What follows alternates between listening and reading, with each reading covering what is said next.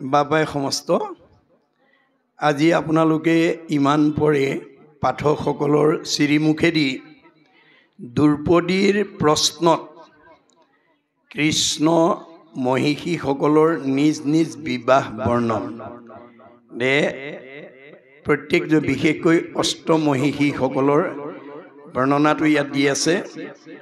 এতিয়া আমাৰ এই পাঠটোৰ পৰা আমাৰ জানিবলগীয়া দিশটো কি আছে আৰু আজি এই ভাগৱত শ্ৰৱণ কৰিবলৈ আমাৰ 60 বছৰৰ ওপৰৰ বয়সৰ সকলতকৈ ডেকা গাভৰু আৰু নতুন প্ৰজন্ম নৱদম্পতিসকল বিশেষকৈ আহিব লাগে। কিয় আহিব লাগে? আমাৰ গুৰুজনাই কৈছে, ভাগৱতী কৈছে, বেদে কৈছে যে যিবিলাক আজি ডেকা গাভৰু হৈ আছে কালিলৈ তেওঁলোকে সংসাৰ কৰিব লাগিব। কৃষ্ণই নিজে বিবাহ কৰি মানে সতি সন্তান জন্ম দিয়া আদৰ্শ এৰি থৈ গৈছে। আমি সংসাৰ কিয় কৰিব লাগে? এয়া ঋষিমুনিৰ প্ৰশ্ন। কিম অৰ্থে বিবাহম, আমি কিয় বিয়া পাতিব লাগে? আজি আমাৰ বহুত ডেকা গাভৰুৱে নাজানে, নৱদম্পতিসকলে নাজানে যে আমি কিয় বিয়া পাতিব লাগে। ঋক বেদত কৈছে অথ পুৰুষস্তাৱত সৰ্বো যত জায়াং ন বিন্দতে যত জায়াং বিন্দতে অথ প্ৰজায়তে তহি সৰ্বো ভৱতি। আমি কিয় বিয়া পাতিব লাগে? বৈবাহিক সম্পৰ্কৰ দ্বাৰা বাউলী মৈদাম গাঁৱত বসবাস কৰি থকা গৃহস্থীসকলৰ পিতৃ মাতৃ কালে হৰণ কৰাৰ পিছত তেওঁলোকৰ নিজৰ নিজৰ বংশ এইখন গাঁৱত অনাগত দিনত এৰি থৈ যাবৰ কাৰণে পুত্ৰ কন্যা জন্ম দিবৰ কাৰণে বিয়া পাতিব লাগে। কি অৰ্থে বিবাহম? পুত্ৰাৰ্থে বিবাহম। আমি কিয় বিয়া পাতিব লাগে? পুত্ৰ কন্যা জন্ম দিবৰ কাৰণে বিয়া পাতিব লাগে। কি অৰ্থে পুত্ৰম? কি কাৰণে আমি পুত্ৰ জন্ম দিব লাগে? আমাৰ ভাগৱতত কৈছে, বেদত কৈছে পুন্নাম নৰকে তাৰয়তে ইতিহি পুত্ৰাহা। পুন্নাম নৰকৰ পৰা পিতৃ মাতৃক উদ্ধাৰ কৰিবৰ কাৰণে আমি পুত্ৰ কন্যা জন্ম দিব লাগিব। এতিয়া পুন্নাম নৰক কি আৰু কেতিয়া আহিব? 60 বছৰৰ পিছৰ পৰা পুত্ৰ কন্যা জন্ম দিয়া পিতৃ মাতৃৰ জীৱনলৈ কালৰ অতৰ্কিত গতিত এটাৰ পিছত এটাকৈ পুন্নাম নৰক নামি আহিব। আজি দেখা কিচকিচিয়া চুলি কেইডাল 60 বছৰৰ পিছত লাহে লাহে মৰাপাতৰ দৰে বগা হৈ যায়। বহুত দূৰলৈকে দেখা চকুযোৰ ওচৰতে নমনা হ'ব। ৰিং মাৰিলে শুনা কাণখনে চিঞৰি থাকিলেও নুশুনা হ'ব। কমনীয় দেহাটো খুতুৰা খুতুৰ পৰিব। টান টান বস্তু চুবোৱা দাঁতকেইটা খুলকি পৰিব। যাওঁ বুলিলে যাওঁ, খাওঁ বুলিলে খাওঁ বোলা দেহাৰ মুখৰ আগত জীয়াৰী বোৱাৰী পুতেকে এমুঠি নিদিলে খাবলৈ নোপোৱা হ'ব। সেই সময়ত আমাৰ পিতৃ মাতৃক সেৱা শুশ্ৰূষা, মৰম চেনেহ, লালন পালন, পিন্ধন কোৱন কৰিবৰ কাৰণে আমি পুত্ৰ কন্যা জন্ম দিব লাগিব। কিন্তু কোন পুত্ৰই সেই কাম কৰিব? আমাৰ ভাগৱতত কৈছে পুত্ৰেও তৰাইবে বুলি শুনি আছা শাস্ত্ৰ, বৈষ্ণৱ পুত্ৰক লাগি বুলি আছে মাত্ৰ। পুত্ৰই তৰাব বুলি শাস্ত্ৰত কৈছে সঁচা, কিন্তু বৈষ্ণৱ পুত্ৰ জন্ম দিব লাগিব। অবৈষ্ণৱ পুত্ৰ যদি উপজে বংশত, স্বৰ্গহন্তে পিতৃক পেলাৱে নৰকত। আমি যদি কেনেবাকে অবৈষ্ণৱ সন্তান জন্ম দিব লগা হয়, সুখত থকা পিতৃ মাতৃক এদিন দুখলৈ ঠেলি দিব। এতিয়া আপোনালোকে দেখিছে বহুত পুত্ৰই বৃদ্ধ পিতৃ মাতৃক বৃদ্ধাশ্ৰমলৈ খেদি পঠিয়াইছে। গতিকে আমি কেনেকুৱা পুত্ৰ জন্ম দিব লাগিব যাহাৰ বংশত হুৱে বৈষ্ণৱ এগুটি তাহাৰে সে পুৰুষ উদ্ধাৰে কোটি কোটি আমি প্ৰত্যেকে আমাৰ বংশত এজন বৈষ্ণৱ পুত্ৰ জন্ম দিব লাগিব প্ৰহ্লাদৰ দৰে কোটি কোটি পুৰুষ উদ্ধাৰ কৰিব যদি বংশত বৈষ্ণৱ পুত্ৰ জন্ম দিব নোৱাৰে আমাৰ পিতৃ মাতৃ অৱস্থা কি হ'ব বেদত কৈছে তাৱত ভ্ৰমন্তি সংসাৰে পিতৰৌ পিণ্ড তৎপৰা যাবত কুলে ভক্তিযুক্ত সুত ন এব প্ৰজায়তে আমাৰ বংশত যদি আমি এজন বৈষ্ণৱ পুত্ৰ জন্ম দিব নোৱাৰো তেতিয়া হলে আমাৰ পিতৃ মাতৃয়ে এই জন্ম চক্ৰত অহা যোৱা কৰিব লাগিব পুনৰপি জনমম পুনৰপি মৰণম পুনৰপি জনমম পুনৰপি মৰণম ভগৱানৰ ওচৰলৈ যাব নোৱাৰিব এতিয়া আমি বৈষ্ণৱ পুত্ৰ কেনেকৈ জন্ম দিম আমাৰ ভাগৱতত কৈছে বিশিষ্ট পুণ্যকে পাই বৈষ্ণৱ পুত্ৰক এতেকে ভজিবে লাগে কৃষ্ণক মাত্ৰ কোনোবা দম্পতীয়ে যদি বৈষ্ণৱ পুত্ৰ জন্ম দিব বিচাৰে এক দেও এক সেও এক বিনে নাই কেও এক ভগৱন্তক শয়নে সপোনে স্নানে গুপ্যস্থানে ভজিব লাগিব কৃষ্ণ তুষ্ট ভৈলে জনো পুত্ৰ উপজয় কৃষ্ণেখি পৰম পুত্ৰ মিত্ৰ ভাতৃশয় আপোনাৰ ভক্তিত যদি ভগৱন্ত সন্তুষ্ট হয় তেতিয়াহলে আপোনাৰ ঘৰলৈ বৈষ্ণৱ পুত্ৰ পঠাই দিব আমাৰ ঘৰলৈ যিবোৰ জীৱ আহিছে পুত্ৰ কন্যা ৰূপে সব ঈশ্বৰৰ অংশ জীৱ তোমাৰে সেই অংশ আমি যত জীৱ যাক এতিয়া আপুনি যেনেকে মানে পুত্ৰ জন্ম দিব যেনেকে ভাৱত দিব তেনেকুৱা ভাৱৰ সন্তানহে আপোনাৰ ঘৰলৈ পঠাব আপুনি এতিয়া সৃষ্টি কাৰ্যত আমাৰ বহুত উঠি অহা প্ৰজন্মই কেনেকৈ ল'ৰা ছোৱালী জন্ম দিব লাগে নাজানে নজনাৰ কাৰণে বহুত বহুত কোৱালিফাইড দম্পতীৰ মাজত সংঘাত হৈছে কেনেকুৱা কোনোবা দম্পতী লাগে এটা ল'ৰা পাই এজনী ছোৱালী কাৰবাক লাগে এজনী ছোৱালী পাই এটা ল'ৰা সংঘাত আহি গৈছে কিন্তু ভগৱানে কৈছে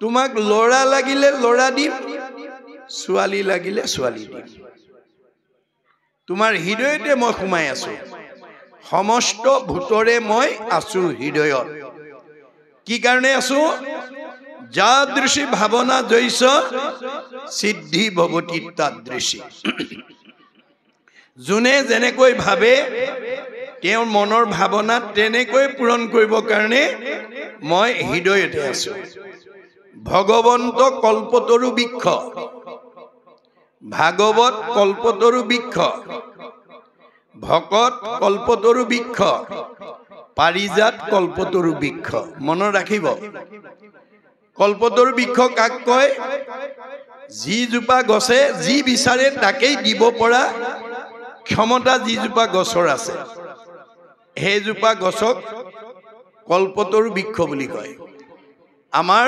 বেদৰ মতে কল্পতৰু বৃক্ষ 4 জোপা ভাগৱত কল্পতৰু বৃক্ষ ভগৱন্ত কল্পতৰু ভকত কল্পতৰু আৰু পাৰিজাত কল্পতৰু আপুনি যি বিচাৰে তাকেই পাব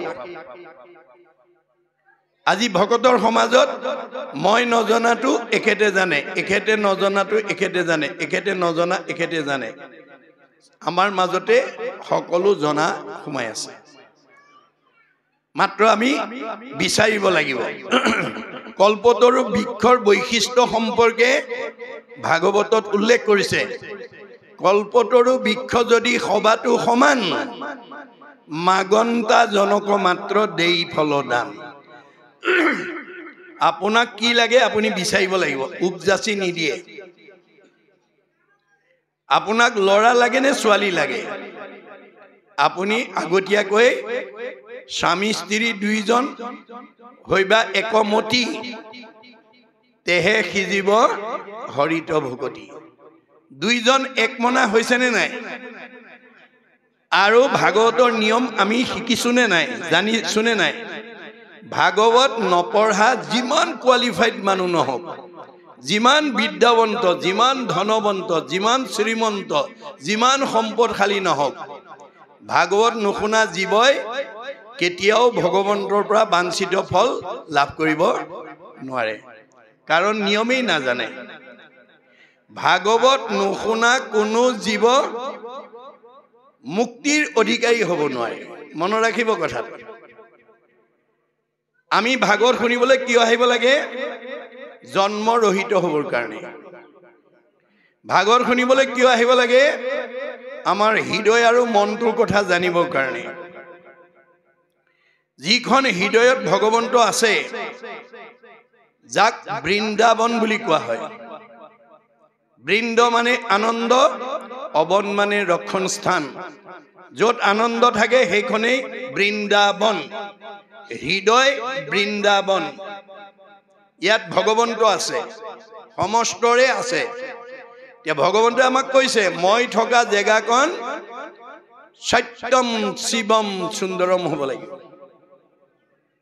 মই থকা জেগাকণ লেতেৰা হ'লে মই তোমাৰ তাত চৈতন্য হৈ থাকিব নোৱাৰো মই জড় হৈ থাকিম মই জড় হৈ থকা মানে তুমি জিয়াতে মৰা মানুহ হৈ থাকিবা আমাৰ এতিয়া সমাজত জিয়াতে মৰা মানুহৰ সংখ্যা বেছি কপিলে সেইকাৰণে মাকক কৈছিল মা তুমি জিয়া মানুহৰ দৰে থাকিবলৈ শিকিবা মাকে কৈছে বোপাই মৰা মানুহ আছে নেকি মৰা মানুহৰ সংখ্যাই বেছি এতিয়া পৰিয়ালত সমাজত বংশত সমীপত মৰা মানুহৰ সংখ্যা বেছি কোনবিলাক মৰা মানুহ তৃতীয় স্কন্ধ ভাগৱতত কপিল প্ৰভুৱে কৈছে সাধুৰ সংগে কৃষ্ণ কথা নুশুনে যি নৰ জীয়ন্ততে মৰা সিটো অধম পামৰ আজিৰ দৰে অনুষ্ঠানলৈ আহি মনত আনন্দ লগা কথা যি নুশুনে সি মনত বেয়া লগা কথাই শুনিব লাগিব যাৰ মনটো বেয়া লাগি থাকে সি জিয়াতে মৰা এতিয়া মাকে ক'লে বোপাই জিয়া মানুহ হ'বলৈ মই কি কৰিব লাগিব মূৰশুনিৰ মল কথা কহন্ত শুনন্ত যদি জানা পৰিয়ালক ক'বা ল'ৰা ছোৱালীক ক'বা জীয়াৰী বোৱাৰীক ক'বা সীমা ঘৰীয়াক ক'বা বন্ধু বান্ধৱক ক'বা আলহী অতিথিক ক'বা আৰু যদি নাজানা কাণ পাতি শুনিবা শ্ৰোতা নহ'লে তুমি কোনোদিন বক্তা হ'ব নোৱাৰিবা আনৰ ভাল কথা শুনাৰ যাৰ ধৈৰ্য নাই সি আনক ভাল কথা কোৱাৰ যোগ্যতা অৰ্জন কৰিব নোৱাৰিব মুত বিনে চিত্ত আন দেৱত নেদন্ত মুত বিনে আন দেৱতাত মনোযোগ নিদিবা কাৰণ ব্ৰহ্মা আদি কৰি জীৱ যত ৰাম ৰাম ৰাম ৰাম ৰাম মায়া সজ্জা মাজে আশ্ৰয় ঘুমতি যায় আপুনি মইনো কোন সৃষ্টিকৰ্তা ব্ৰহ্মা সংহাৰকৰ্তা শিৱকে প্ৰমুখ্য কৰি ৩৩ কোটি দেৱতা ভগৱানৰ মায়াত বন্দী হৈ আছে তেওঁলোক নিজেই আন্ধাৰত আছে আন্ধাৰত থকা দেৱতাৰ আশ্ৰয় ল'লে কোনোবাই পোহৰ পাব নেকি আন্ধাৰত বহি থকা মানুহ এজনৰ কাষত কোনোবা বহিলে পোহৰ পাব নেকি ক'ত বহিব লাগিব অৰ্জুনক কৈছে যে মাং প্ৰপদন্তে মায়া মেতাম তৰন্তি তে হে অৰ্জুন মোৰ সৃষ্ট আন্ধাৰ দুখ দুৰ্গতিৰ পৰা তুমি যদি নিজক বচাব খুজিছা মোৰ ওচৰত আশ্ৰয় লোৱা নহ'লে তুমি দুখ দুৰ্গতিতে অজ্ঞান আন্ধাৰতে তোমাৰ জীৱন যাব মোত আশ্ৰয় লোৱাৰ লগে লগে পৰম আনন্দ আহি মনত মিলয় তেবে তাক আৰু তিনি তাপে নচুৱায় ভগৱন্তৰ কথা যি ক'ব আৰু শুনিব সি ডেকা ল'ৰাই হওক গাভৰু ছোৱালীয়ে হওক বোৱাৰীয়ে হওক শাহুৱে হওক পিতৃয়ে হওক মাতৃয়ে হওক ঈশ্বৰৰ কথা কোৱা আৰু শুনা মানুহৰ মনত সদায় আনন্দ থাকিব আৰু ঈশ্বৰৰ কথা যি নকয় নুশুনে নাগায় তাৰ জীৱনত দুখ দুৰ্গতি থাকে মনত ৰাখিব কথা গতিকে আজি ভাগৱত শুনিবলৈ অহাৰ লগে লগে আমাৰ মন ইমান শুদ্ধ হৈ যাব শৰৎ কালৰ পানীৰ দৰে বুলি কৈছে মাধৱদেৱে ঘোষাত লিখিছে কৰ্ণপথে ভকতৰ হিয়াত প্ৰৱেশী হৰি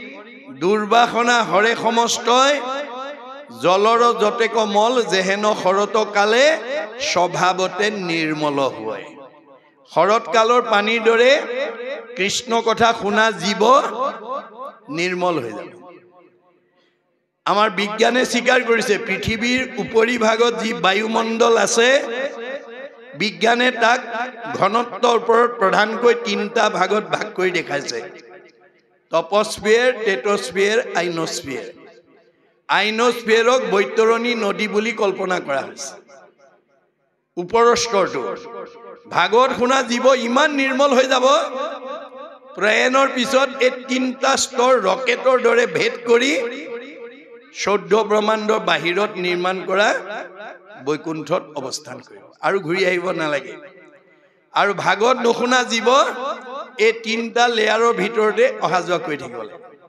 পুনৰপি জনমম পুনৰপি মৰণম হৈ থাকিব লাগে সেইকাৰণে আমি ভাগৱত শুনিবই লাগিব মই গাঁওখনৰ ভিতৰত ধনী মানুহ বিদ্যাৱন্ত সম্পদশালী জ্ঞানী বুদ্ধিমন্ত বুলি যদি কোনোবাই আজিৰ অনুষ্ঠানলৈ নাহে নুশুনে তেওঁ কেতিয়াও উদ্ধাৰ হ'ব নোৱাৰিব আপুনি যিমানেই দামী কাপোৰ নিপিন্ধক কিংবা মলি পৰিবই আৰু মলি গুচাবলৈ চাবোন চাৰ্ফ ব্যৱহাৰ কৰিবই লাগিব মই দামী কাপোৰ পিন্ধিলো বুলি যদি কোনোদিন চাবোন চাৰ্ফ ব্যৱহাৰ নকৰে সেইখন কাপোৰ এদিন পিন্ধাৰ অনুপযোগী হয় মই গাঁওখনৰ ভিতৰত ধনী মানি জ্ঞানী বুলি পেলাই যদি ঈশ্বৰৰ কথা নুশুনে এদিন তেওঁ এই সংসাৰতে ঘূৰি থাকিব লাগিব মনত ৰাখিব কথাটো গতিকে আমাৰ ভাগৱতে এই গোটেই জীৱনশৈলী তত্ত্ব দিছে গতিকে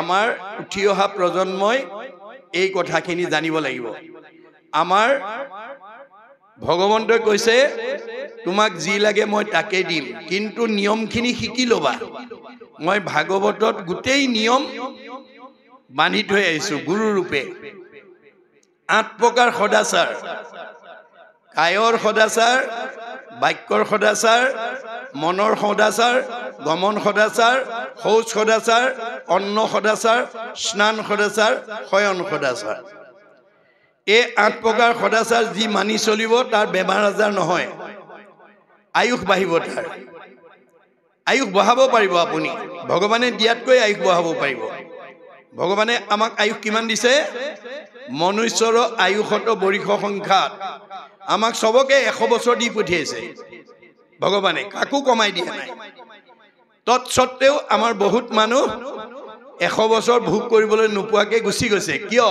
ভাগৱতৰ দৰ্শন নাজানে ভাগৱতৰ দৰ্শন নজনা মানুহ যিমান বিদ্যাৱন্ত ধনৱন্ত শ্ৰীমন্ত সম্পদশালী নহওক কিংবা তেওঁ 100 বছৰ ভোগ কৰিবলৈ নাপায় যদি ভাগৱতৰ নিয়ম নামানে আৰু মানে যদি ভগৱানে দিয়াতকৈ আয়ুষ বঢ়াব পাৰিব আমাৰ শংকৰ মাধৱৰ দিনত কেইবাজনো আটা পুৰুষে আয়ুষ বঢ়াইছে তাৰ উদাহৰণ গুৰুচৰিত্ৰত উল্লেখ আছে যে তেওঁলোকে শংকৰ মাধৱৰ পৰাই শাস্ত্ৰ ভাগৱতৰ শুনিছিল কিন্তু তেওঁলোকৰ এটা স্বভাৱ আছিল গুৰুতকৈ শিষ্য জ্ঞান খুচৰি খুচৰি লয় জ্ঞান নজনাবিলাক শিকি লৈছিল শিকাওঁতা মাধৱদেৱ 107 বছৰ জীয়াই থাকিলে শিকাওঁতা শংকৰদেৱ 120 বছৰ জীয়াই থাকিলে তেওঁলোকৰ পৰা শিক্ষা লোৱা বদলা আটা 130 বছৰ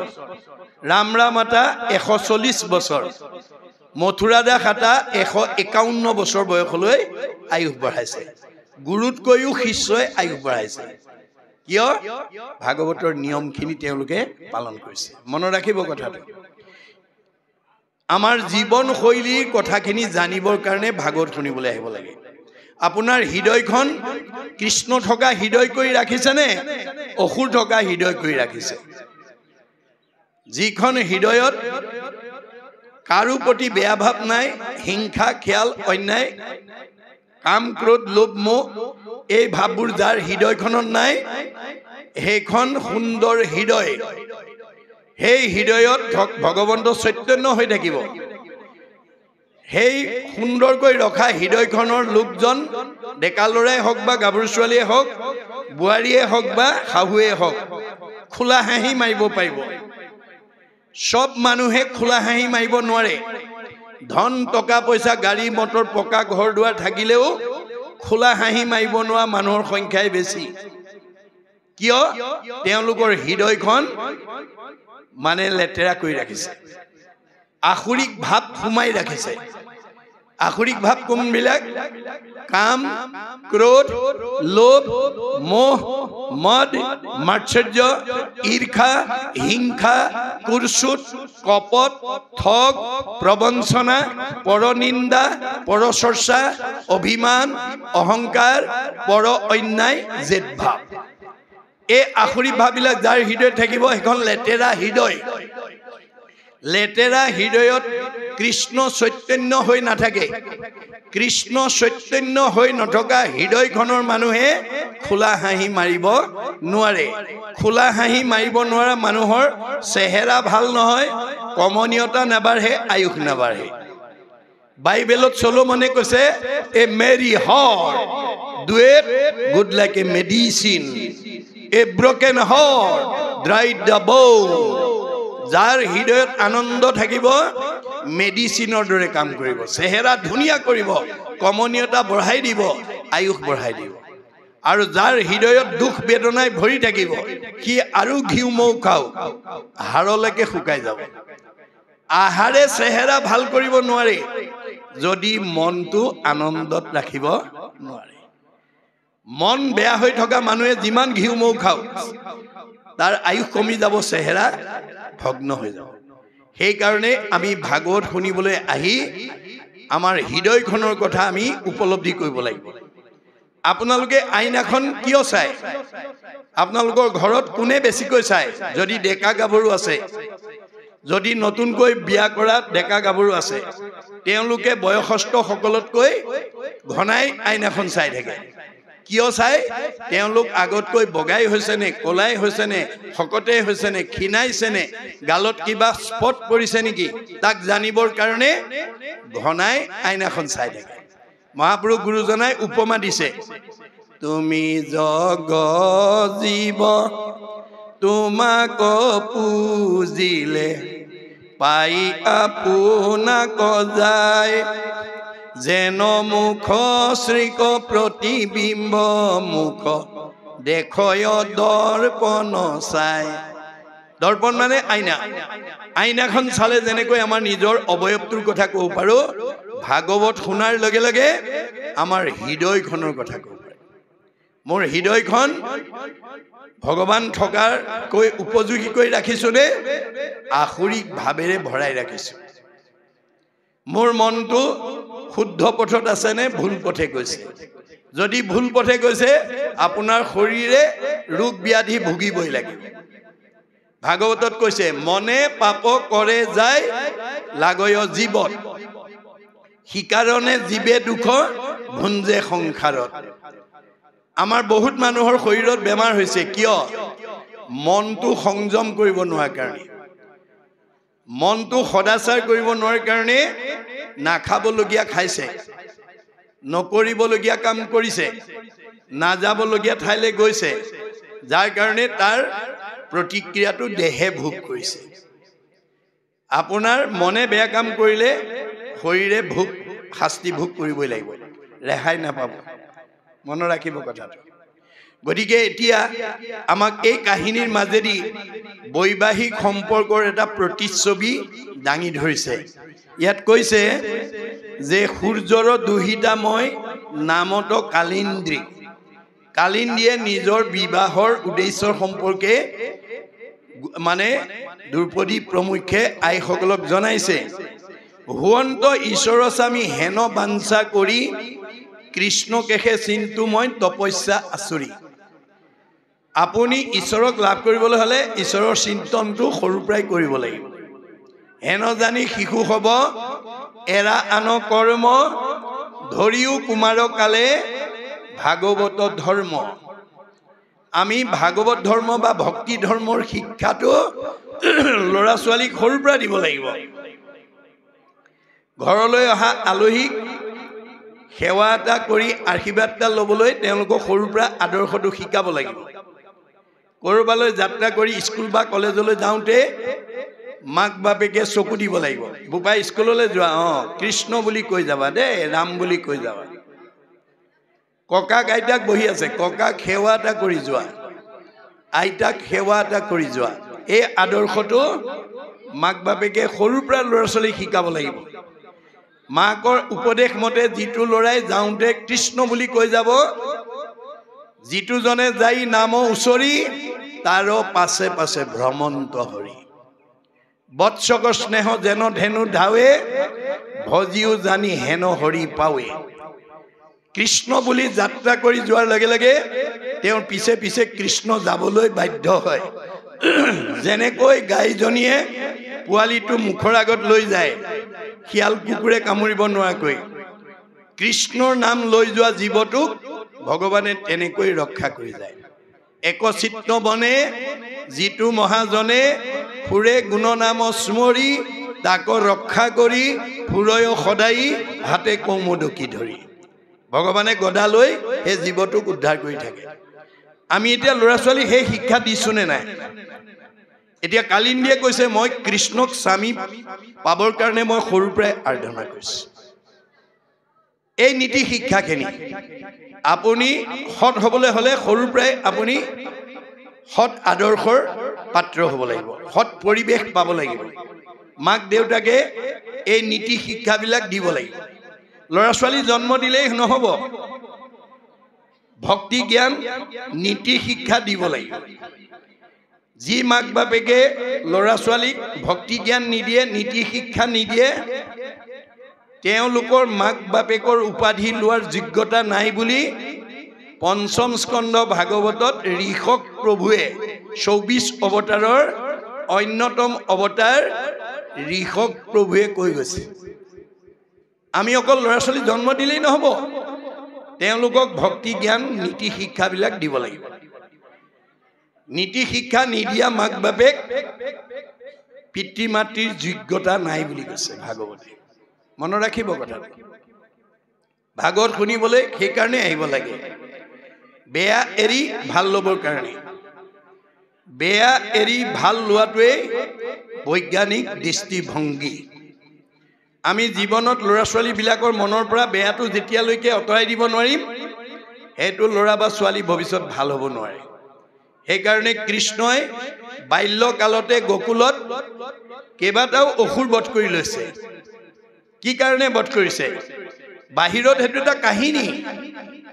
এটা কাহিনী আকাৰে দেখাইছে আচল আধ্যাত্মিক অৰ্থটো কি যে আমি সৰু কালতে কৃষ্ণই অঘাসুৰ বকাসুৰ প্ৰলম্বাসুৰ অৰিষ্টাসুৰ পুতনা ব্যমাসুৰ ধেনুকাসুৰ ইত্যাদি অসুৰবিলাকক আগতীয়াকৈ মাৰি লৈছে যদি সেই অসুৰখিনিক বাল্যকালত নামাৰে তেতিয়া তেওঁ ৭-৮ বছৰ বয়সত গোপীসকলৰ লগত মহাৰাস কৰিব নোৱাৰে গোপীসকলৰ লগত কৃষ্ণই যেতিয়া মহাৰাস কৰিছিল তেতিয়া তেওঁৰ বয়স ৭-৮ বছৰ সেইকাৰণে অনংগ কেলি বুলি কোৱা হয় অংগ কেলিৰ যোগ্যতা তেওঁ হোৱা নাই এইটোৱে আমাক কি শিকাইছে যে আমি জন্ম দিয়া ল'ৰা ছোৱালীবিলাকৰ মনৰ পৰা এই আসুৰিক যিবিলাক ভাৱ অঘাসুৰ বকাসুৰ প্ৰলম্বাসুৰ অৰিষ্টাসুৰ পুতনা এই অসুৰবিলাকৰ যিটো আসুৰিক ভাৱ প্ৰবৃত্তি জন্মগত প্ৰবৃত্তি এই প্ৰবৃত্তিবিলাকক মাৰিব লাগিব মৰা মানে সংস্কাৰ কৰিব লাগিব কেনেকৈ কৃষ্ণ সংস্কৃতিৰ দ্বাৰা কৃষ্ণ ভক্তিৰ দ্বাৰা কংসক চন্দন পিন্ধোৱা হৈৰিন্ধি কুজি তেতিয়ালৈকে কুজি হৈ আছিল যিদিনালৈকে কংসৰ কপালত চন্দনৰ ফুট পিন্ধাই আছিল যিদিনাখনে কৃষ্ণৰ কপালত চন্দনৰ ফুট পিন্ধাই দিলে সেইদিনা থুতৰিটো ধৰাৰ লগে লগে ৰিজু হৈ গ'ল, মানে পোন হৈ গ'ল। এইটোৱে কি বুজাইছে? আমি যেতিয়ালৈকে ভাগৱত শুনিবলৈ নাহিম আমিও শৰীৰিন্দ্ৰীৰ দৰে পূজাই হৈ থাকিম। শৰীৰিন্দ্ৰীৰ কোচ কেইটা? 3টা। আমাৰো 3টা কোচ, সত ৰজ তম। মনত ৰাখিব, সত ৰজ তম গুণত যিদিনালৈকে থাকিম আমি সেইদিনালৈকে আমিও পুঁজিয়ে হৈ থাকিম। অকল পুঁজি কাহিনীটো পঢ়ি থাকিলেই নহ'ব, আপুনি নিজেও পুঁজি হৈ আছে নেকি তাক উপলব্ধি কৰিব লাগিব। কংস হ'ল অজ্ঞানতা আৰু অহংকাৰৰ প্ৰতীক। আপুনি যেতিয়ালৈকে ধনৰ অহংকাৰ কৰিব, বিদ্যাৰ অহংকাৰ কৰিব, সম্পদৰ অহংকাৰ কৰিব, শ্ৰীৰ অহংকাৰ কৰিব, আপুনিও পূজাই হৈ থাকিব। আমাৰ 5টা অহংকাৰে ভক্তি কৰিব নিদিয়ে, আজি ইয়ালৈ আহিব নিদিয়ে। কোনকেইটা অহংকাৰ? জাতি, বিদ্যা, মহতঞ্চ, ৰূপ, যৌৱনম এব স যত তত স্তুতি বৰ্ধেত পঞ্চতৈ ভক্তি কণ্টকঃ। এই 5টা ভকতিৰ কণ্টক। আপোনালোকে নিজকে নিজে সোধক, মই গাঁওখনৰ ভিতৰত, বাউলী মৈদাম গাঁৱৰ ভিতৰত উচ্চ জাতি বুলি মই যদি গৰ্ব কৰোঁ, মই সাধাৰণ মানুহৰ লগত ভক্তি কৰিব নোৱাৰিম। মই বাউলী গাঁৱৰ ভিতৰত মোতকৈ পুথিগত ডিগ্ৰীধাৰী মোতকৈ আৰু নাই। এই বুলি পুথিগত ডিগ্ৰীক লৈ যি অহংকাৰ কৰিব সি সাধাৰণ মানুহৰ লগত বহি ভক্তি কৰিব নোৱাৰিব। মই বাউলী গাঁৱৰ ভিতৰত, মৈদামৰ ভিতৰত মোতকৈ ধনী মানুহ নাই, এই বুলি ধনক লৈ যি গৰ্ব কৰিব সি সাধাৰণ মানুহৰ লগত বহি ভক্তি কৰিব নোৱাৰিব। শ্ৰী আমাৰ কিছুমান মানুহ চেহেৰা বগা চগা ধুনীয়া হ'লে ক'লা মানুহক নামাতেই, নাচাই। তেনেকুৱা স্বভাৱ আছে যদি এৰিব দেই। কাৰণ আপুনি এই বাউলী গাঁৱত, মৈদাম গাঁৱত এজনী ভাল বোৱাৰী, এজনী ভাল ছোৱালী, এজন ভাল ডেকা ল'ৰা, এজন ভাল মতা মানুহ, এগৰাকী ভাল মাইকী মানুহ হৈ এইখন গাঁৱত থাকিবলৈ আপুনি পূৰ্বজন্মতেই প্ৰাৰব্ধ কালতেই ভগৱানক আহ্বান জনাইছিল, আৰাধনা কৰিছিল। সাধনাৰ ফলতহে আপোনাক বাউলী মৈদাম গাঁৱত আনতকৈ ধুনীয়া বোৱাৰী এজনী বা ছোৱালী এজনী কৰি ভগৱানে জন্ম দিছে। গতিকে সুন্দৰক লৈ গৰ্ব নকৰিব। সুন্দৰক বান্দৰ কৰিবলৈ ভগৱানৰ বেছি সময় নালাগে। আপুনি মইনো কোন? তেওঁৰ পৰম বৈষ্ণৱ মানে নাৰদ মুনিয়ে এদিন বৈকুণ্ঠত গৈ কৃষ্ণৰ লগত সংলাপ কৰি থাকোঁতে প্ৰসংগতে ক'লে, প্ৰভু মৰ্ত্যত মোৰ সমান সুন্দৰ ব্যক্তি দ্বিতীয় নাই। তেতিয়া কৃষ্ণই মিচিককৈ হাঁহি পেলাই ক'লে, নাৰদ এইষাৰ কথা যি মোৰ আগতে ক'লা দেই, আনৰ আগত আৰু নক'বা। নাৰদে মনে মনে থাকিলে। নামি অহাৰ লগে লগে তেওঁ মনত আকৌ আগৰ ভাৱটো আহি গ'ল। আৰে মই দেখিবলৈ ধুনীয়া, সেইটো ক'লেও অপৰাধ লাগে নেকি? কৃষ্ণটো চবৰে হৃদয়তে আছে, আপুনি কি ভাবে গমেই পাই গ'ল। এওঁৰ দেখোন অহংকাৰটো আকৌ আহি গ'ল। এতিয়া এওঁক যদি মই এই শ্ৰীৰ অহংকাৰটো আঁতৰাই দিব নোৱাৰোঁ, অনাগত দিনত এই অহংকাৰৰ কাৰণেই তেওঁ সমাজৰ অপ্ৰিয় হৈ যাব। কাৰণ অহংকাৰী মানুহক কোনো সমাজৰ মানুহে ভাল নাপায়। সি যি বিষয়তে অহংকাৰ নকৰক, ধনৰ অহংকাৰেই কৰক, বিদ্যাৰ অহংকাৰেই কৰক, শ্ৰীৰ অহংকাৰেই কৰক, সম্পদৰ অহংকাৰেই কৰক, অহংকাৰী মানুহক কোনো সমাজৰ মানুহে ভাল নাপায়। গতিকে এওঁ সমাজৰ অপ্ৰিয় হৈ যাব। সেইকাৰণে তেওঁ গৈ থকা বাটতে যোগ বলে এখন স্বয়ম্বৰ পাতি দিলে। স্বয়ম্বৰৰ কন্যাগৰাকী বিশ্ব সুন্দৰী, তেওঁ সুন্দৰকহে মালা পিন্ধাব। নাৰদৰ কাণত কথাটো পৰি গ'ল। নাৰদে ভাবিলে মোতকেতো সুন্দৰ মৰ্ত্যত আৰু দ্বিতীয় ব্যক্তি নাই, আজি এইগৰাকীক মই লোৱা হওক। এই বুলি স্বয়ম্বৰৰ প্ৰথম আসনখনতে নাৰদ গৈ বহিলগৈ। তাৰ কাষতে গন্ধৰ্ব, তাৰ পিছত ৰজামহ। দেৱতাৰ ভিতৰত গন্ধৰ্ববিলাক ধুনীয়া।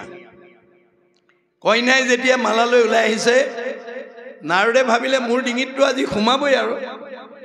ওচৰ পোৱাৰ লগে লগে ডিঙিটো যেতিয়া আগবঢ়াই দিছে কইনাই তেওঁলৈ কটাক্ষ দৃষ্টিৰে চাই যেতিয়া আগবাঢ়ি গৈছে তেতিয়া গন্ধৰ্বজনক কৈছে কি হ'ল কথাটো বোলে তুমি আইনাখন চোৱাগেচোন আইনাখন চাইছে নাৰদক বান্দৰ কৰি বহুৱাই থৈ দিছে সুন্দৰক বান্দৰ কৰি বহুৱাই থৈ দিছে নাৰদে গম পাই গ'ল এইটো প্ৰভুৰ কাম লগে লগে নাৰদেও অভিশাপ দি দিলে প্ৰভু তুমিও এদিন এই বান্দৰৰ সহায় লৈহে উদ্ধাৰ হ'ব পাৰিবা গতিকে অভিশাপ দিয়াৰ লগে লগে ভগৱানেও ত্ৰেতা যুগত ৰাম অৱতাৰত বান্দৰৰ সহায় লৈ সীতাক উদ্ধাৰ কৰিব লগা হৈছে এইবোৰ কাহিনী এই কাহিনীৰ মাজেদি আমাক কি বুজাই আছে যে আমি কোনো বিনাশী সম্পদক লৈ যাতে অভিমান কৰিব লগা নহয় অভিমানে আমাক ভক্তিৰ পৰা আঁতৰাই দিব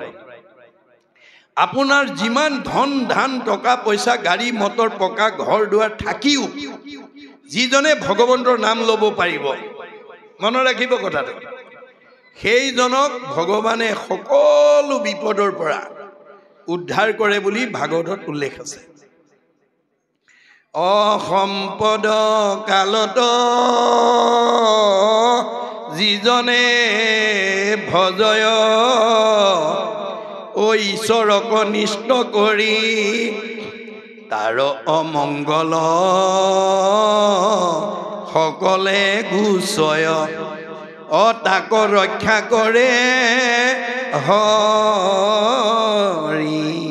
ধনে ধানে টকাই পইচাই গাড়ীয়ে মটৰে পকা ঘৰ দুৱাৰে নদন বদন হৈ আছে কিন্তু ভগৱন্তৰ নাম নেৰে সেইজনক সকলো বিপদৰ পৰা ভগৱন্তই উদ্ধাৰ কৰে বুলি ভাগৱতত উল্লেখ আছে কিন্তু আমাৰ স্বাভাৱিকতে কি হয় ধন ধান টকা পইচা গাড়ী মটৰ পকা ঘৰ দুৱাৰ হ'লেই আমাৰ অভিমান হৈ যায় আমি ভকতৰ সংগলৈ নহা হওঁ নামঘৰলৈ নহা হওঁ গুৰু সেৱা কৰিবলৈ সময় নোলায় ঈশ্বৰৰ কথা এটা শুনিবলৈ আজৰি নাই ক'বলৈও আজৰি নাই এনেকুৱা এটা অৱস্থাৰ আমি দাস হৈ যাওঁ কিন্তু ভগৱন্তই কৈছে মই দিয়া ধন ধান থাকি যি মোৰ নাম ল'বলৈ পাহৰি যায় তাক এদিন মই মোৰ নাম লোৱাবলৈ বাধ্য কৰাই দিম কেনেকৈ এনেকুৱা এটা বেমাৰ লগাই দিম যিটো ডাক্তৰ চিকিৎসা কৰিও ভাল নোহোৱা সেইদিনা কিন্তু তেওঁ মোক মাতিবলৈ বাধ্য হ'ব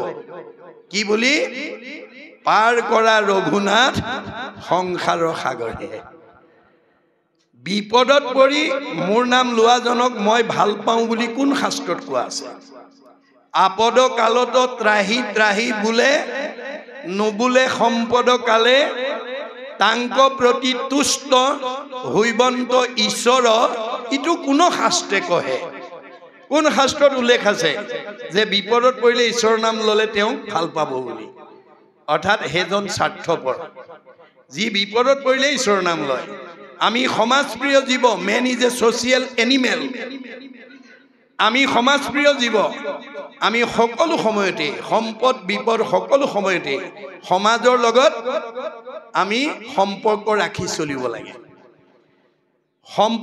সম্পদৰ কালত সমাজলৈ নাহে বিপদত হ'লে সমাজ বিচাৰে সেইজন কেতিয়াও সমাজৰ প্ৰিয় হ'ব নোৱাৰে যি মানুহে বিপদত পৰিলেহে সমাজৰ ওচৰলৈ আহে সম্পদৰ সময়ত সমাজৰ লগত সম্পৰ্ক নাৰাখে সেইজন মানুহ কোনো সমাজৰ প্ৰিয় হ'ব যিজন মানুহক সমাজে বেয়া পায় সেইজন মানুহক ভগৱানে বেয়া পায়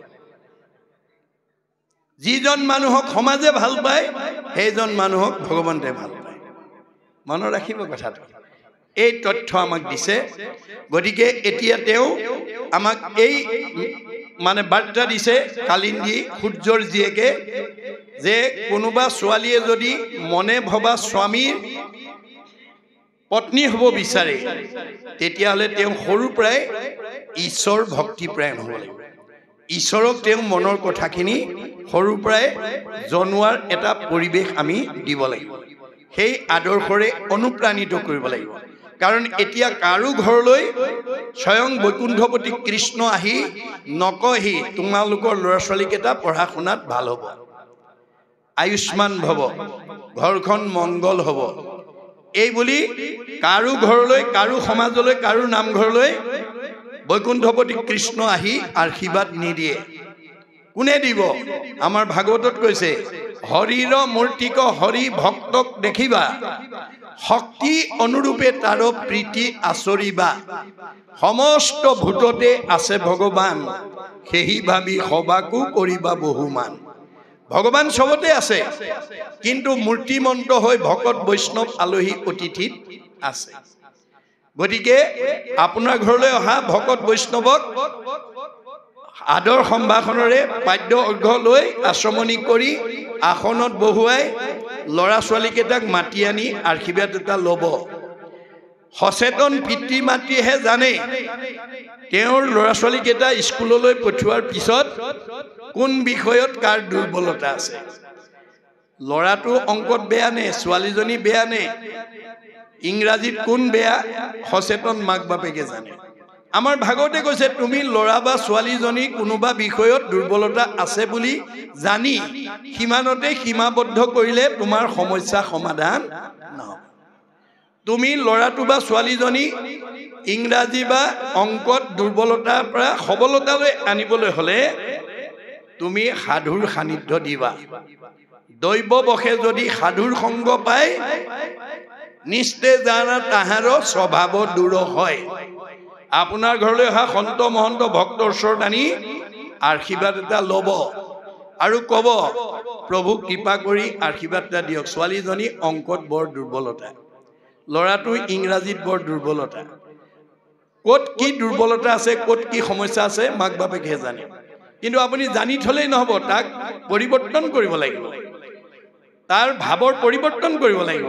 আমাক ভাগৱতে কৈছে, দৈৱবশে যদি সাধুৰ সংগ পায়, নিশ্চয় জানা তাহাৰ স্বভাৱ দূৰ হয়। অংকত বেয়াটো ভাল হৈ যাব, ইংৰাজীত বেয়া ল'ৰাটো ভাল হৈ যাব, কিন্তু সাধুৰ আশীৰ্বাদ ল'ব লাগিব। দৈৱবশে যদি সাধুৰ সংগ পায়, সজনৰ আশীৰ্বাদে মিলে কৃষ্ণৰ প্ৰসাদ। ভকতে আশীৰ্বাদ দিলেহে ঈশ্বৰে কৃপা কৰে। কলি যুগৰ মানুহে পোনপটীয়াকে কৃষ্ণক পাব নোৱাৰে। গীতা ভাগৱতে কৈছে, কৃষ্ণক পাইবাৰ জানা ভকতিহে পন্থ, ইহাক কহে গীতা ভাগৱত গ্ৰন্থ। গীতা ভাগৱতে কৈছে যে কলি যুগৰ মানুহে ভগৱন্তক পাবলৈ হ'লে ভক্তিৰ মাধ্যমেদি ভাবিব লাগিব। আৰু সেই ভক্তিটো ক'ত কৰিব লাগিব? ভকতত ভকতি দানে কৰু গুৰু দায়া তনয় অধিক। ভকতত কৰিব লাগিব। ভকতে আশীৰ্বাদ দিলে ভগৱন্তই কৃপা কৰিবই। কাৰণ ভগৱন্তই নিজতকৈও ভকতক ভাল পাওঁ বুলি কৈছে। যাবৰ সময়ত উদ্ধৱক কৈছে, সখা ব্ৰহ্মা হৰ হলায়ুধ লক্ষ্মী প্ৰিয় জায়া। মই ব্ৰহ্মাকো ভাল পাওঁ, দাদা বলভদ্ৰকো ভাল পাওঁ, শিৱকো ভাল পাওঁ। এওঁলোক তিনিজনতকৈ মোৰ ভাৰ্যা লক্ষীক মই বেছি ভাল পাওঁ। আৰু লক্ষীতকৈও পৰম সুন্দৰ মোৰ দেখা ইটো কায়া। মোৰ নিজৰ ভাৰ্যাজনীতকৈ মোৰ নিজৰ দেহটোক মই বেছি ভাল পাওঁ। আৰু মোৰ নিজৰ দেহটোতকৈও সবাতো অধিক তুমি মোৰ প্ৰিয়তম, নাহি আন বান্ধৱ উদ্ধৱ তুমি সম। মোৰ নিজৰ দেহটোতকৈও তোমাক ভাল পাওঁ, অৰ্থাৎ ভকতক ভাল পাওঁ। আমি ভগৱন্তক ভাল পাওঁ, ভগৱন্তই ভকতক ভাল পায়। সেই ভকতৰ যদি আশীৰ্বাদ লয়, ঈশ্বৰে কৃপা নকৰিব কিয়? এই বিশ্বাস কৰিব লাগিব। আৰু সেইকাৰণে চতুৰ্থ স্কন্ধ ভাগৱতত 24 অৱতাৰৰ অন্যতম অৱতাৰ পৃথু প্ৰভুৱে কৈছে, যাহাৰ গৃহত নহি উপগত একান্ত হৰি ভকত, তাৰ গৃহ ছয় সৰ্পৰ আলয় মহন্তৰ ইটো মত। যিখন ঘৰত ভকতৰ পদধূলি নপৰে সেইখন সাপৰ গাঁত স্বৰূপ। তাত আলৈ আহুকাল ঈৰ্ষা হিংসা ক্ৰোধোৎকপট ভাৱে প্ৰতিক্ৰিয়া কৰি থাকিব। সেইখন ঘৰ কেতিয়াও মিলা প্ৰীতিৰ ঘৰ হ'ব নোৱাৰে। গতিকে সাধ্য অনুসৰি আমি যাতে পাৰিলেতো সদায়, নোৱাৰিলে সপ্তাহত, নোৱাৰিলে পষেকত, নোৱাৰিলে মাহেকত, নোৱাৰিলে 3 মাহত, নোৱাৰিলে 6 মাহত নোৱাৰিলে বছৰেকত এবাৰ হ'লেও আমি সমাজৰ যাতে 10 জন ভকতক শক্তি অনুসৰি আনি যাতে ঈশ্বৰ গুণ নাম এটা আমাৰ ঘৰখনত ল'ব পাৰো গাব পাৰো তাৰ পৰিৱেশ সৃষ্টি কৰিব লাগিব নহলে আহিল কণা গল কণা খাগৰি কাটিল 3 কণা মানুহৰ জন্ম পাই যদি ভক্তিৰ প্ৰতি আগ্ৰহ নাই হি আকৌ তৰুতীৰ্ণলৈ গুচি যাব লাগিব মনুষ্যৰ জন্ম পাই হৰি নভজিলা অৱশ্যে হুইবা ভাই তৃণ তৰুকিলা আপোনাৰ জন্ম ধৰা সাৰ্থক নহব গতিকে এই তথ্য আমাক ভাগৱতে দি আছে এতিয়া তেওঁ কৈছে যে কহিলু স্বৰূপ মূৰ আন নাই মতি অৰ্জুনত কৃষ্ণত মূৰ কহিলা ভকতি অৰ্জুনো কৃষ্ণত মূৰ কহিলা ভকতি আৰু অৰ্জুনেও কৃষ্ণত মোৰ এই ভক্তিৰ কথা অৱগত কৰিলে সূৰ্যৰ দুহিতা এন্তে পৰম ৰূপহী কৰে তোমাকে হে তপ স্বামী অভিলাষী অৰ্জুনে বাৰ্তাটো দিলে তৃতীয় পক্ষ এটা লাগিব দে আপুনি ল'ৰা ছোৱালী ডাঙৰ কৰিলেই নহব উপযুক্ত বয়সত ল'ৰাটোৰ উপযুক্ত বয়সত এজনী ছোৱালী তেওঁ সংসাৰ কৰিবৰ কাৰণে পাতি দিয়া দায়িত্বটো বাপেক মাকৰ থাকিব লাগিব এজনী ছোৱালী উপযুক্ত বয়সত এজন উপযুক্ত পাত্ৰক গতাই দিয়াৰ দায়িত্ববোধটো মাক দেউতাকৰ থাকিব লাগিব আপুনি মাত্ৰ ল'ৰা ছোৱালী জন্মহে দিলে কিন্তু সময়মতে যে তেওঁলোকক কৰিবলগীয়া দায়িত্বৰ ওপৰত যদি আপোনাৰ কোনো সচেতনতা নাই আপোনাৰ সচেতনহীনতাৰ কাৰণে কোনো ল'ৰা ছোৱালী যদি সংসাৰৰ পৰা বিৰত হ'ব লগা হয় তাৰ অভিশাপে আপোনাক চুব মনত ৰাখিব কথাটো আপোনালোক মাক দেউতাক হ'লেই নহ'ব ল'ৰা ছোৱালীৰ দায়িত্ববোধটো থাকিব লাগিব গতিকে প্ৰয়োজন হ'লে আপুনি তৃতীয় পক্ষক জনাব মোৰ ছোৱালী পোৱালী এটি আছে একেটা গুণৰ তোমালোকে ঘূৰি ফুৰা মানুহ কৰবাত তোমালোকৰ বন্ধু বান্ধৱ পালে ক'বাচোন বাৰ্তাটো মই ছোৱালীজনী সময়মতে দিব লাগিব ল'ৰাটোলৈ মই সময়মতে এজনী ছোৱালী অনাৰ দায়িত্ববোধটো মাক দেউতাকৰ থাকিব লাগিব আপোনাৰ দায়িত্বহীনতাৰ কাৰণে যদি কোনোবা বঞ্চিত হৈ যায় তাৰ দুখে আপোনালোকক স্পৰ্শ কৰিব এই তথ্য ভাগৱতে দি আছে এই জ্ঞান আমাক দি আছে এতিয়া তেওঁ কি কৰিলে অৰ্জুনৰ দ্বাৰা তেওঁ মনৰ ভাৱটো কৃষ্ণক অৱগত কৰিলে বুলি কৈছে যে পাইলা স্ত্ৰী ৰত্ন সখী কিবা চাহা আৰু যুঁজতে বাণিজ্য হেনো মিলিল আমাৰ যে আজি আমি এই জীৱন যুদ্ধৰ মাজতেই আমাৰ প্ৰকৃত লাভৰ বাণিজ্যটো আমাৰ আহিছে শুনিয়া আনন্দে আহি প্ৰভু দামোদৰে আশ্বাসিয়া মুখ নীলা পৰম সাদৰে অৰ্জুনৰ মুখে মোৰ তেওঁৰ প্ৰতি থকা যিটো স্বামী ভক্তি বাসনা জানিব পাৰি তেওঁ মোক সেই কামনাটো পূৰণ কৰিলে গতিকে আপোনালোকৰ পাৰ্থিৱ সম্পদ থাকিলেই নহ'ব তাক প্ৰয়োগ কৰিবৰ কাৰণে ভাবিব লাগিব ধন থাকিলে বুলিয়েই সব মানুহে ভাল কাম কৰিব নোৱাৰিবও পাৰে শুনা ধনঞ্জয় ধন নহ'লে কাৰ্য নিশিজয় মই ধনটো দিছো ভাল কাম কৰিবৰ কাৰণে সৎ কাম কৰিবৰ কাৰণে আৰু মই তোমালোকক ধনটো দিছো জীৱনৰ নিৰাপত্তাৰ কাৰণে মই দিয়া ধন থাকি যদি ঘৰৰ ভিতৰতে তুমি চুৰ ডকাইতৰ বলি হ'ব লগা হয় উগ্ৰপন্থীয়ে যদি তোমাক ঘৰৰ পৰা দাঙি লৈ যাব লগা হয় তোমাৰ ধন ঘটাৰ মূল্যাংকন ক'ত গতিকে ধন কেনেকৈ ঘটিব লাগে আৰু কেনেকৈ প্ৰয়োগ কৰিব লাগে আৰু কেনেকৈ প্ৰয়োগ কৰিলে তুমি চুৰ ডকাইতৰ পৰা নিৰাময় হৈ থাকিব পাৰিব সকলো কথা মই ভাগৱতত বৰ্ণনা কৰি আছো ভাগৱত শুনি প্ৰয়োগ কৰিবলৈ শিকিবা ধন সাঞ্চি যিটো বিষ্ণু বৈষ্ণৱক নেদৈ গৃহাগত ভৈলে তাক নাই বুলি খেদৈ মাধৱৰ নামলৈয়া বৈষ্ণৱ বোলাৱে হেনয় জনক দণ্ড দিয়ন্ত মাধৱে ভাগৱতৰ ৮ম স্কন্ধত উল্লেখ কৰিছে আপোনালোকৰ আদৰণি সমিতিহে জানিব এই 3 দিনীয়া কাৰ্যসূচীৰ কাৰণে দান বৰঙণি বিচাৰি যাওঁতে কোনে নাই বুলি উভতাই পঠিয়াইছে যদি পঠিয়াইছে তেওঁ ঈশ্বৰৰ দ্বাৰা দণ্ডনীয় হ'ব তেওঁ বৈষ্ণৱে হওক বা অবৈষ্ণৱে হওক তেওঁ মই দণ্ড দিম কেনেকৈ নুহি চুৰে নেই নুহি অগ্নিয়ে দহয় নুহি দণ্ড বন্ধ হুয়া ৰাজাই লয় সিমানতো ৰেহাই নিদিও হা ধন বুলি পাছে কান্দেৰাও বান্ধি ঘৰে ঘৰে ভিক্ষা মাগে কৃষ্ণ কৃষ্ণ বুলি ভগৱন্তই দিয়া ধন থাকি ভগৱন্তৰ কামত বিচাৰি গলে যদি কোনবাই নাই বুলি উভতাই পঠিয়াই দিয়ে তেওঁ বৈষ্ণৱে হওক বা অবৈষ্ণৱে হওক মই তেওঁক দণ্ড দিম কেনেকৈ হয় চুৰ ডকাইতৰ দ্বাৰা তেওঁ ধনটো নিম নহয় জুয়ে পুৰিব নহয় উগ্ৰপন্থীৰ দ্বাৰা লৈ যাম নহয় আকস্মিক দুৰ্ঘটনা বেমাৰ আজাৰত ডাক্তৰক খুৱাম নহয় কাজিয়া পেচাল লাগি কেছ মামলা লাগি পুলিচে খাব সিমানতো ৰেহাই নিদিও হা ধন বুলি পাছে কান্দেৰাও বান্ধি ঘৰে ঘৰে ভিক্ষা মাগে কৃষ্ণ কৃষ্ণ বুলি পিছৰ জন্মত তেওঁক মই ভিক্ষাৰী কৰি পঠিয়াই দিম আৰু মোৰ নাম লৈ ভিক্ষা খুজি খুজি এই দুখৰ পৰা মুক্ত হ'ব পাৰিব এতিয়া আপোনালোকে ট্ৰেইনত গাড়ীত মটৰত গ'লে দেখিব যি জনগোষ্ঠীয়ে ভিক্ষাৰী নহওক ঈশ্বৰৰ নাম লৈ ভিক্ষা মাগে এয়া ভাগৱত দৰ্শন এই তথ্যবিলাক আমি জানিব লাগিব আৰু জনাব লাগিব উঠি অহা প্ৰজন্মক জনাব লাগিব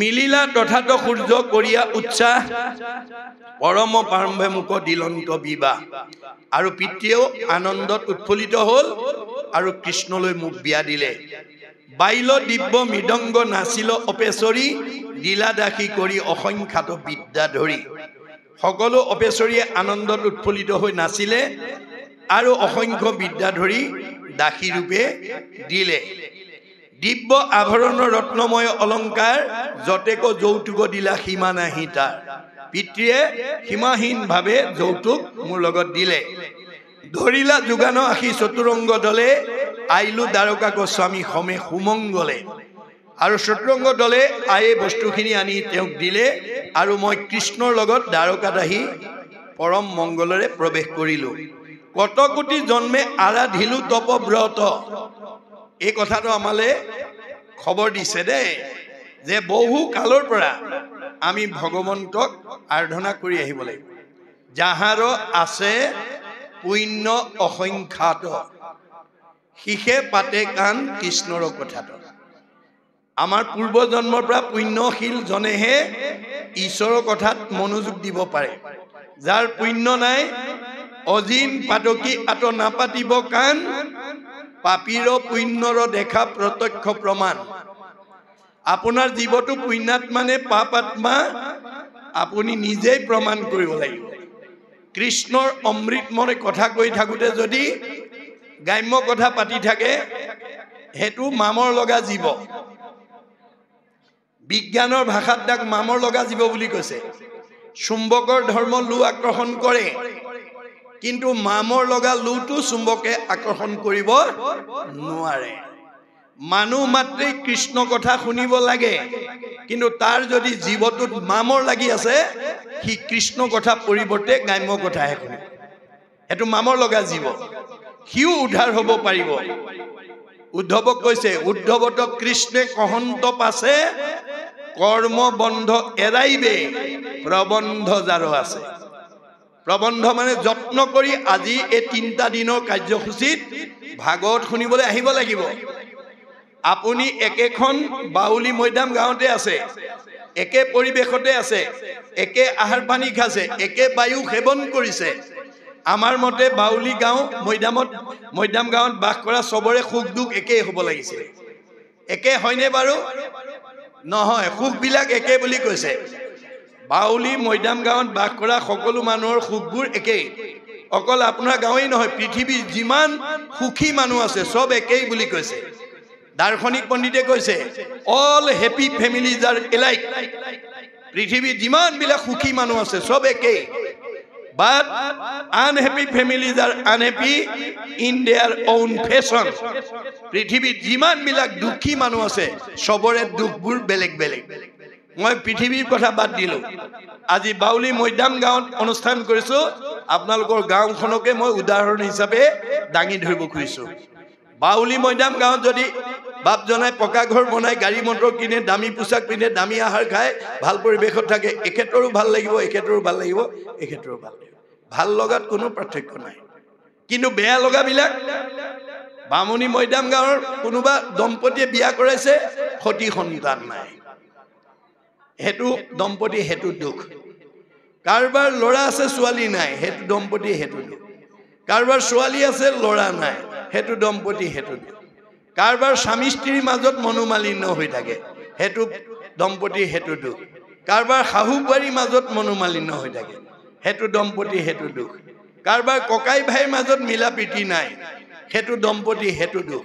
কাৰবাৰ সব আছে শৰীৰত বেমাৰ আছে হেতু দম্পতি হেতু দুখ ইত্যাদি ইত্যাদি দুখ বিলাক সবৰে বেলেগ বেলেগ সুখবোৰ সবৰে একে ইয়াৰ পৰা উলিয়াই পেলাই দিবচোন দেই সুখ বিলাক সবৰে একে এতিয়া প্ৰশ্ন হল যে আমি দুখতে থাকিম নে সুখলৈ আমি নিজক নিব লাগিব পৃথিৱীত কোনো মানুহে দুখত থকাটো নিবিচাৰে সুখত থকাটোৱে বিচাৰে তৎসত্ত্বেও আমাৰ কিছুমান মানুহে দুখ কষ্ট ভুগিব লগা হয় কিয় ভাগৱতৰ দৰ্শন নাজানে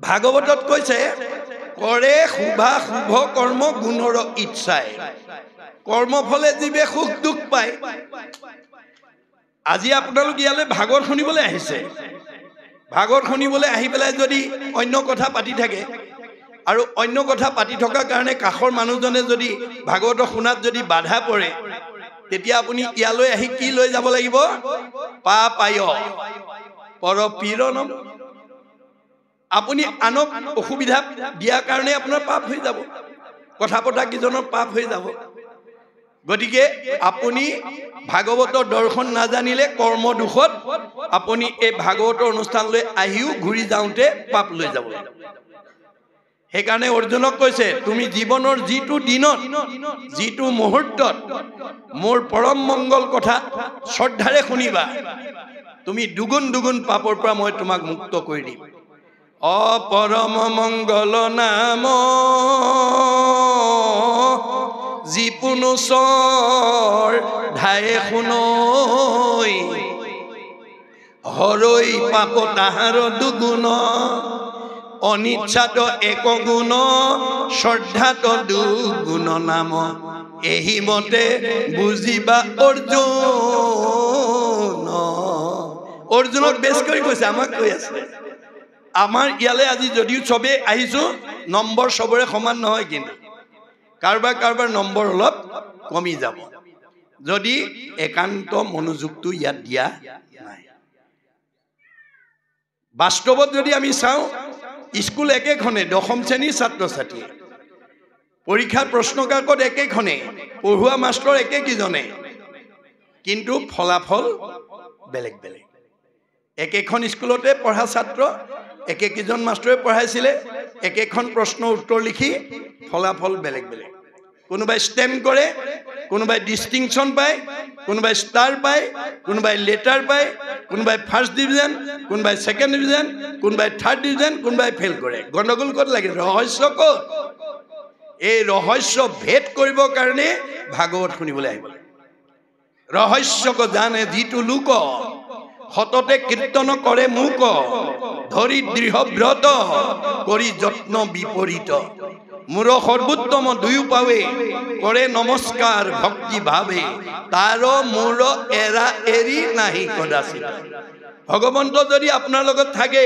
আপোনাৰ দুৰ্লভ ক'ত কোননো দুৰ্লভ আছে হৰি সুপ্ৰসন্ন এতিয়া ভগৱন্ত কাৰ লগত থাকিব যেই নাম সেই হৰি জ্ঞান নিষ্ঠ কৰি নামৰ সংগ নচাৰন্ত যোনে ভগৱন্তৰ নাম ল'ব তাৰ লগত ভগৱন্ত থাকিব আৰু যোনে নাম নল'ব তাৰ পৰা আঁতৰি থাকিব বছ কথা ইমানেই ভাগৱতে আমাক নীতি শিক্ষা দি আছে গতিকে আমাৰ কৰ্ম দুখত আমি এই সংসাৰত দুখ কষ্ট ভুগিব লগা হয়। এইবোৰ প্ৰাৰব্ধ কালৰ পৰা আমাৰ আৰব্ধলৈ আহি থাকে। আমি প্ৰাৰব্ধৰ পাপ পুণ্যৰ ফলটোহে আৰব্ধ কালত বাউলী মৈদাম গাঁৱত বসবাস কৰা গৃহস্থীবিলাকে ভুগি আছো। এই জন্মবিলাক পিছৰ জন্মলৈ লৈ যাব লাগিব। এজন চাকৰি কৰা মানুহে এতিয়া এই ডিচেম্বৰ মাহত নৱেম্বৰ মাহৰ দৰমহাটোহে ভোগ কৰি আছে। ডিচেম্বৰ মাহৰ দৰমহাটো জানুৱাৰী মাহতে ভোগ কৰিব। এইটো যেনেকৈ বাস্তৱ সত্য। আমাৰ জীৱটোৱে পূৰ্ব পাপ পুণ্যৰ ফলটো এই জন্মত ভোগ কৰি আছে। এই জন্মটোৰ পিছৰ জন্মলৈ লৈ যাব। সেইকাৰণে কৈছে নকৰিও জন্ম বিঠা, শুনা ইটো কৃষ্ণ কথা। পুৰা ৰাম নাম গলে বান্ধি, ঐতো আয়ু পাত ভৈলে, ঘূৰ পৰ লোকে গইলে, আকে লাগি মৰি বাহা কান্দি। আজি 3 দিনীয়া ভাগৱত ইয়াত পৰকালৰ ধন লৈ যাব পৰা পৰিৱেশ পায়ো যদি নাহা, বিভিন্ন কাৰণ দেখুৱাই তোমাৰ জীৱটোৱে এই 3টা দিনৰ লগত নিব পৰা ধনৰ অভাৱত পিছৰ জন্মত কান্দি থাকে। এই 3টা দিনত নাহি আপুনি বহুত হাজাৰ টকা লাভ কৰিব পাৰিব ব্যৱসায় বাণিজ্যত, কিন্তু লগত নিব নোৱাৰে। যত দেখা ধন শৰীৰৰ স্বজন, মৰিলে লগে নাযায়। আৰু সেই ধনটো আপুনি একেদৰে ৰাখিব নোৱাৰে। গীতাত কৈছে আন যত ধন দেখা, খৰচিলে যাই বিধা, খাইলে দিলে সবে টুটি যায়। নামৰ নাহিকে ক্ষয়, লাগে মানে বৃদ্ধি হয়, ভাগ বাতিলেও বাঢ়ি যায়। আপুনি আজি শুনা কথা ঘৰত ক'ব, আপোনাৰ জ্ঞান বাঢ়ি বাঢ়ি গৈ থাকিব। এইটো ধন বাঢ়ি গৈ থাকিব। এইটো ধন লগত যাব। হৰিৰ ভগতি পৰম সম্প্ৰতি, ইহ পৰলোকে পায়। আজিৰ কথাখিনিয়ে আনন্দ দি থাকিব, পৰকালত গতি দিব। এয়াই হৈছে ভাগৱত শুনাৰ লাভ। এই তথ্য নাজানিলে আপুনি পূৰ্বজন্ম কৰ্ম দুখৰ পৰা কোনোদিন মুক্ত হ'ব নোৱাৰিব। ই গাঁঠি লাগি আহি থাকে। বেদে কৈছে ভাগৱত শুনাৰ লগে লগে ভিদ্যতে হৃদয় গ্ৰন্থি, সিদ্ধতে সৰ্ব সঞ্চয়। গাঁঠিবোৰ খুলি যায়। মলি কাপোৰখনত চাবোন চাৰ্ফ দিয়াৰ লগে লগে মলি আঁতৰি যায়। এইটো যেনেকৈ বাস্তৱ সত্য। আপোনাৰ দুখ দুৰ্গতিৰ পৰা, কৰ্মবন্ধৰ দুখৰ পৰা আপুনি নিজক বচাবলৈ হ'লে ভাগৱত শুনিবই লাগিব। ঈশ্বৰৰ কথা শুনিবই লাগিব, ক'বই লাগিব, গাবই লাগিব। ঈশ্বৰৰ কথা নুশুনা, নোকোৱা, নোগোৱা মানুহে কেতিয়াও দুখৰ পৰা মুক্ত হ'ব। ধন টকা পইচা, গাড়ী মটৰ, পকা ঘৰ দুৱাৰে আমাৰ শৰীৰটো ৰোগ মুক্ত কৰি ৰাখিব নোৱাৰে। হৃদয়খন আনন্দত ৰাখিব নোৱাৰে। মনটো পবিত্ৰ কৰি ৰাখিব নোৱাৰে। কোনে ৰাখিব? আন যত সবে মিছা, ভক্তিৰ অভাৱে। এই ভক্তি বিনা পৃথিৱীত কোনো জীৱই শান্তি লাভ কৰিব নোৱাৰে। গতিকে ইয়াক 9টা ভাগত বিভক্ত কৰি দেখুৱাইছে। শ্ৰৱণ, কীৰ্তন, অৰ্চন, বন্দন, দাস্য, সখিত্ব, পদসেৱন, আত্মনিবেদন, স্মৰণ। তাৰ ভিতৰত যিকোনো এটা যদি আচৰণ কৰে তেতিয়াও আপোনাৰ ঘৰখন পোহৰ হৈ থাকিব। আপুনি 9টা ৰুমৰ পকা ঘৰ এটা বনাইছে, প্ৰতিটো ৰুমতে বাল্ব লগাই থৈছে, লাইন কানেকশ্যন দি থৈছে। লাইন কানেকশ্যন দি থ'লেই বাল্বকেইটা প্ৰতিটো ৰুমত এটা এটা থাকিলেই সূৰ্য অস্ত যোৱাৰ লগে লগে নিজে নিজে পোহৰ হৈ যাব নেকি বাৰু? নাযায়। কেতিয়া পোহৰ হ'ব? যেতিয়া তাৰ ছুইচটো অন কৰি দিব। ছুইচটো অন নকৰা পৰ্যন্ত 9টা ৰুম আন্ধাৰতে থাকিব।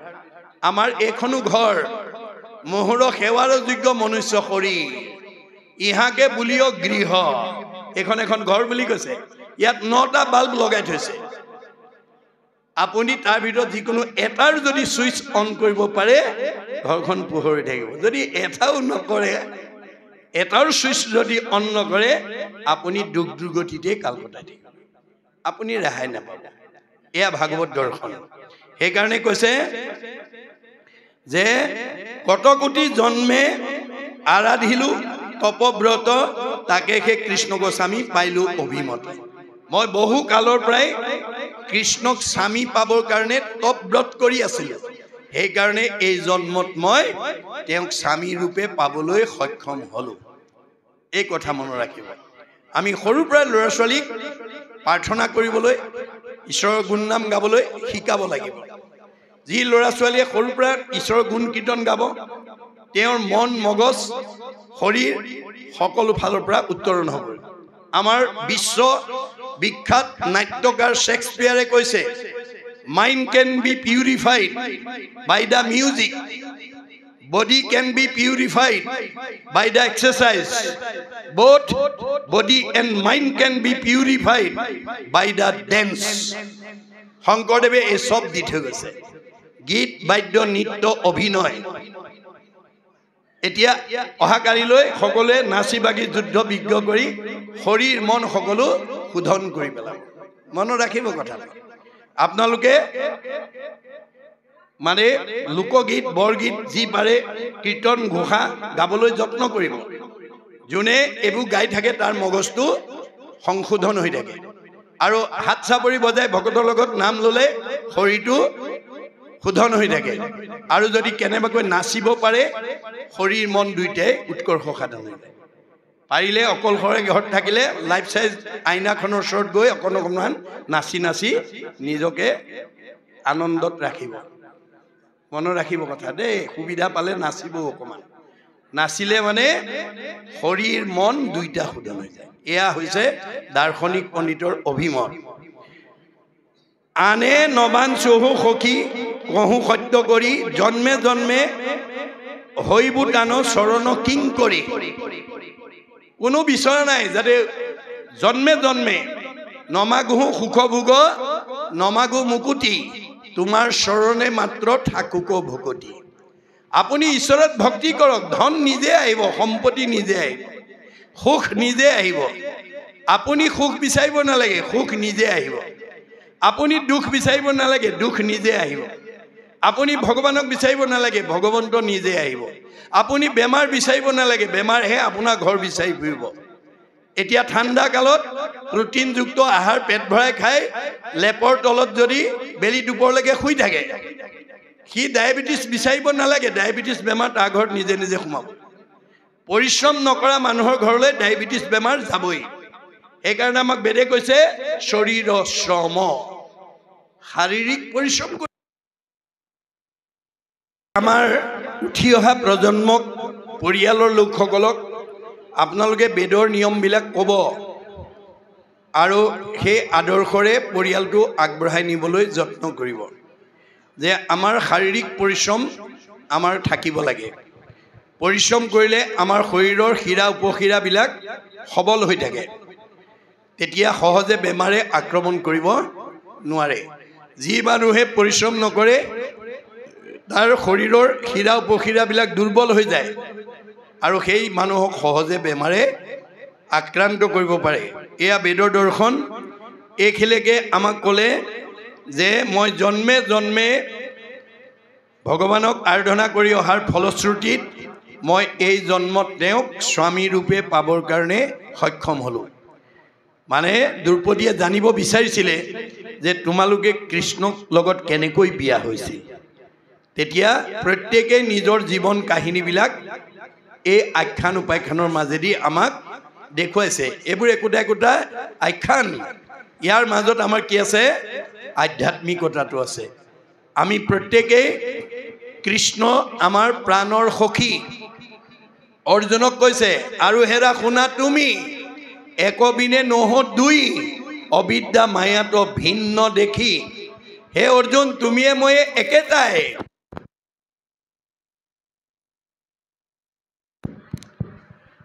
মায়াত থকাৰ কাৰণে মানুহে আমাক দুটা দুটা বুলি ভাবে মোৰ অংশ জীৱ তুমি মই আত্মা অন্তৰ্যামী এহি হেতু তুমি মই সখী তুমি মোৰ অংশ জীৱ অৰ্জুন সেইকাৰণে তুমিয়ে মই সখী যে অৰ্জুনৰ লগত যদি সখী আমাৰ লগত সখী হয়নে নহয় আমি তেওঁৰে অংশ জীৱ নহয় জানো তোমাৰে সেই অংশ আমি যত জীৱ যাক সেইফালৰ পৰা আমিও তেওঁৰ সখী সেইকাৰণে অৰ্জুনক বেছ কৰি আমাক কৈছে সাৰথিৰ কহু ভেদ লোৱা তাৰ পৰিছেদ আনে নজানয় মহামতী যিগোটা যে মহাৰথী ৰথেশ্বৰী কৰে গতি ৰথ পুনু চলাৱে সাৰথী তুমি যিখন ৰথত মহাৰথীৰ হিচাপে যুদ্ধত অৱতীৰ্ণ কৰিছা কৰ্মত অগ্ৰগতি হৈছা সেই ৰথখন মই পৰিচালনা কৰি আছোঁ সৰ্বতো সময়তে মনত ৰাখিবা এতিয়া অৰ্জুনৰ ৰথখন যদি কৃষ্ণই পৰিচালনা কৰিছে আমাৰ ৰথখন কোনে পৰিচালনা কৰিছে আমাৰ ৰথখনৰ নাম কি গীতাত কৈছে দেহ ৰথ ঘোঁৰা মন ইন্দ্ৰী প্ৰাণ সেনাগণ বিষয় অৰণ্য ভৈলতাৰ আজি আমাৰ এই দেহ ৰথখন ভগৱানে পৰিচালনা কৰিছে তেওঁৰ হৃদয়ত থকাৰ কাৰণে আমি চকুৰে দেখিছোঁ কাণেৰে শুনিছোঁ মুখেৰে খাইছোঁ হাতেৰে কৰিছোঁ ভৰিৰে গৈছোঁ আৰু সেইজনৰ কথা যদি শুনিবলৈ ভাবিবলৈ কৰিবলৈ যদি আমাৰ অৱকাশ নাই তেতিয়া আমাৰ এই ৰথখন ভালে নচলিব ঘূনে ধৰিব কেনেকুৱা ঘূনে ধৰিব অৰ্শ গোলম পিত্ৰ কেঁচুমুৰীয়া মূৰৰ বিষ পেটৰ বিষ দাঁতৰ বিষ কঁকাল বিষ কাৰ কি আছে আৰু আপোনাৰ শৰীৰত যদি কিবা বেমাৰে আক্ৰান্ত কৰিছে তাৰ বাবে মন দায়ী মনে ঈশ্বৰত ভক্তি নকৰাৰ কাৰণে শৰীৰত আহি বেমাৰে অৱস্থান কৰিছে গতিকে এই তথ্য আমাক দিছে আৰু কালিন্দীয়ে তেওঁৰ দ্ৰৌপদী প্ৰমুখ্যে বাকী মানে মহিয়সী নাৰীসকলক তেওঁ বিবাহৰ কাহিনীটো এনেধৰণেৰে আমাক অৱগত কৰিছে ইয়াৰ পৰৱৰ্তী পদে কি ক'ব আমি আকৌ পুনৰ পদবন্ধে আলোচনা কৰিম বাহক